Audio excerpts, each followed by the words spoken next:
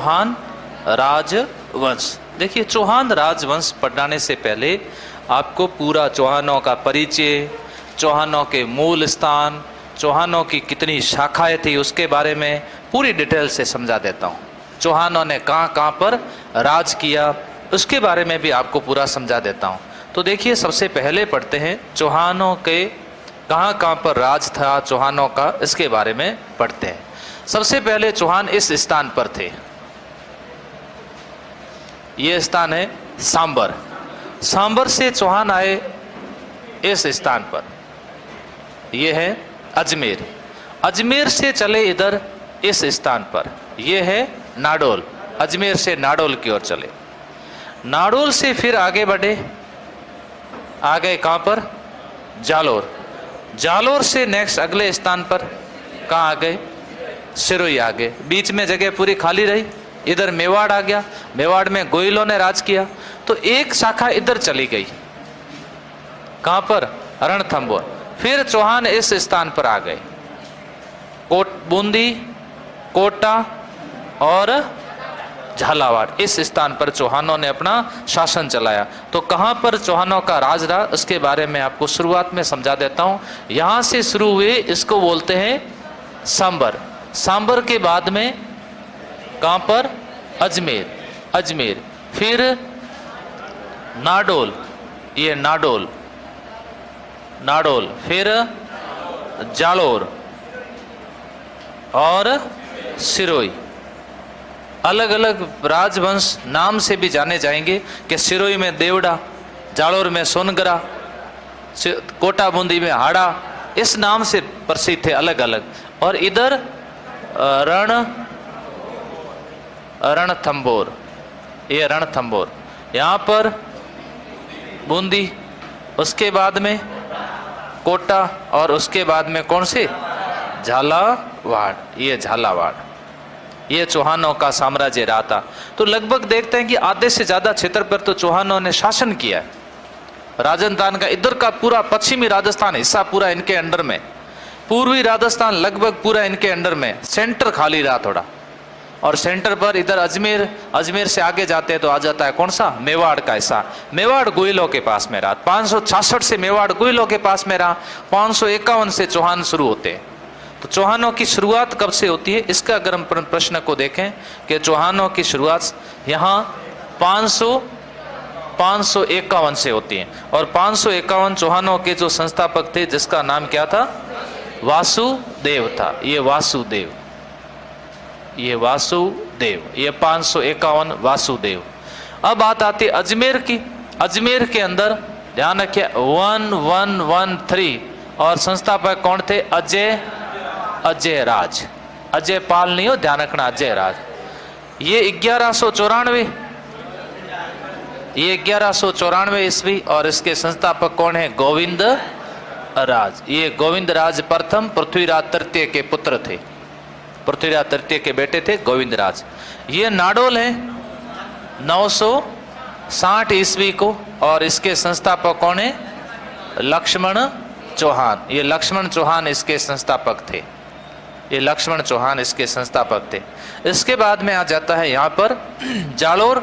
जालोर 1181 ईस्वी और जालोर के संस्थापक थे कीर्ति, ये कीर्तिपाल। कीर्तिपाल जालोर के संस्थापक थे। 1311 ईस्वी और सिरोही के संस्थापक कौन थे? लुम्बा। कैसा चौहान? लुम्बा चौहान। ये लुम्बा चौहान इसके संस्थापक थे। इसके बाद आती है बूंदी 1242 ईस्वी और इसके संस्थापक है देवाहाड़ा। देवाहाड़ा इसके संस्थापक हैं। कोटा, फिर कोटा 1631 ईस्वी। कोटा 1631 ईस्वी और इसके संस्थापक है माधो सिंह फर्स्ट। माधो सिंह प्रथम इसके संस्थापक है, माधो सिंह फर्स्ट। झालावाड़ 1838 ईस्वी और इसके संस्थापक है कौन? मदन सिंह। ये मदन सिंह। अब देखो, ये एक तरीका है। आपको आजकल पैटर्न आपने खुद ने देखा होगा कि बहुत कठिन पैटर्न आ रहा है। सवाल बहुत कठिन पूछे जा रहे हैं। ये भी पूछेंगे कि निम्न में से काल क्रम के अनुसार बताओ, पहला काल, बाद का काल, ऐसे सवाल पूछे जा सकते हैं। तो पहले काल के अनुसार देखें तो 551, 551 का मतलब कौन सी शताब्दी पूछेंगे? छठी। अब शताब्दी भी पूछी जा सकती है क्या? छठी शताब्दी का प्रश्न 551, 551 के बाद में आता है 900, यह 960। शताब्दी कौन सी होगी? शताब्दी हो जाएगी कौन सी? 10वीं। 960 के बाद में आ जाएगा 1100, ये 1113। शताब्दी कौन सी? 12वीं। 1113 के बाद है 1181, 81। शताब्दी कौन सी? 12वीं। फिर 81 के बाद में है 1194। शताब्दी कौन सी? 12वीं। ये शताब्दी 12वीं। अब प्रश्न बनेगा यहां पर, निम्न में से कौन सा चौहान साम्राज्य 12वीं शताब्दी में स्थापित नहीं हुआ?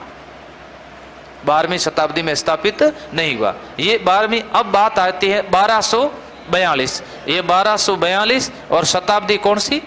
13वीं। फिर आता है 1300, ये 1311। शताब्दी कौन सी?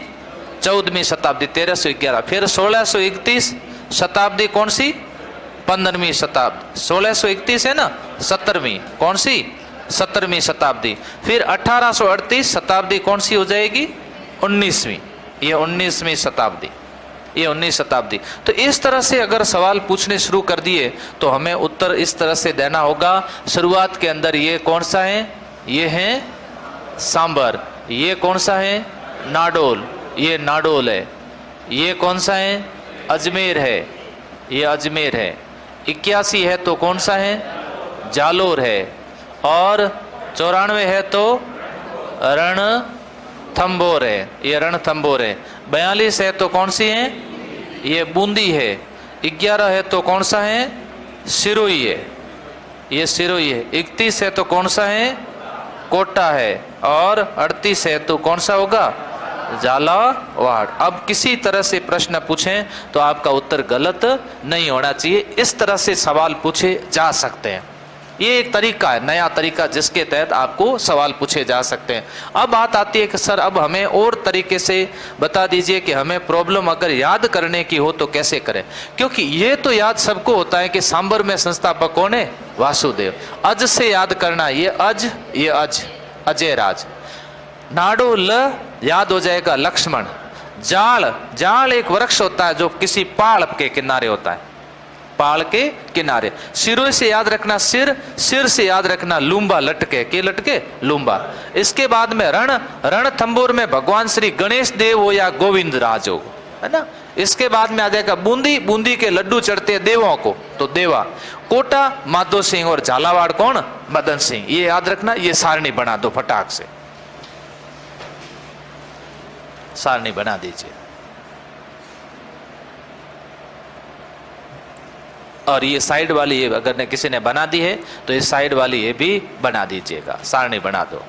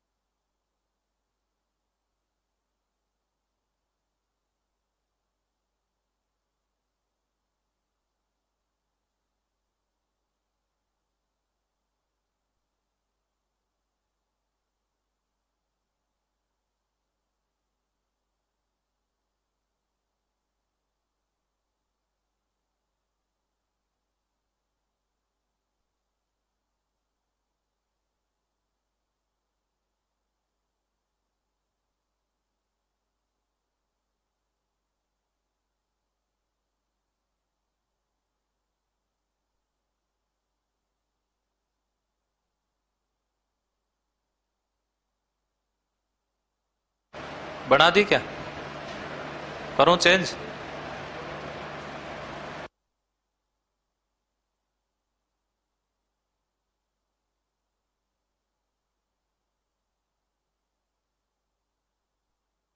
ये साइड वाली तो बाद में बना देना ना, पहले ये बना दो, ये तो घर पे जाके बना देना, आराम से बना देना। थोड़ी तो मेहनत आपको भी तो करनी पड़ेगी, या नहीं करोगे?